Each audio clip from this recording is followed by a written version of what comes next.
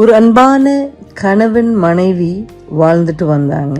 அவங்களுக்கு திருமணமாகி சுமார் 54 வருஷம் ஆயிடுச்சு. அவங்க எப்பொழுதுமே ஒற்றுமையாகவும் அன்பாகவும் மற்றவங்களுக்கு ஒரு எடுத்துக்காட்டாகவும் இருந்தாங்க.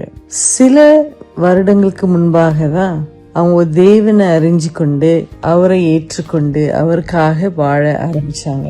அவங்க பெயரையும் ஹெலன் என்று மாத்திக்கிட்டாங்க. அவருடைய பெயர் மார்க் என்று மாத்திக்கிட்டாங்க.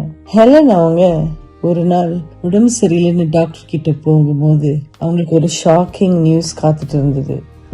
அவங்களுக்கு கேன்சர் வியாதி வந்திருக்குன்னு டாக்டர் சொல்லிட்டாங்க. ஆனா ஹெலன் தளர்ந்து போகல. அவங்க நான் என்ன ஒரு பள்ளத்தாக்குல போனாலும் தேவன் என்னோடு இருப்பார் என்ற சங்கீதம் 23 வாக்குறுதி என்ன செய்தாங்க, ஒரு பொக்கிஷமாக கருதினாங்க.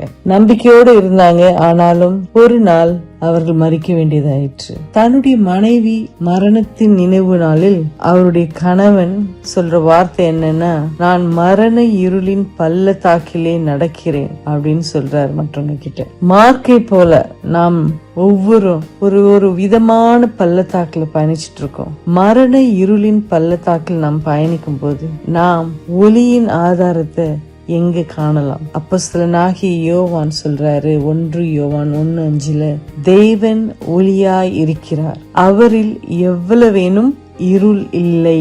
அது மட்டும் இல்லாம யோவான் 8:12 இயேசு, நான் உலகத்திற்கு ஒளியாய் இருக்கிறேன், என்னை பின்பற்றுகிறவன் இருளிலே நடவாமல் ஜீவ ஒளியை அடைந்திருப்பான் என்று சொல்றாரு. நம்ம என்ன செய்யணும்? எப்படிப்பட்ட மரண பள்ளத்தாக்கல இருந்தாலும் கர்த்தரை விசுவாசிக்கிறவர்களாக நாம் அவருடைய முகத்தின் வெளிச்சத்தில் நடக்க வேண்டும். மரண பள்ளத்தாக்கின் வழியாக நாம் பயணிக்கும் போது கூட நம்முடன் இருப்பேன் என்றும் நமக்கு ஒளியின் ஆதாரமாக நம் தேவன் நமக்கு வாக்களித்திருக்கிறார். இந்த நம்பிக்கையோடு உறங்க செல்வோம். கர்த்தர் உங்களை ஆசீர்வதிப்பாராக.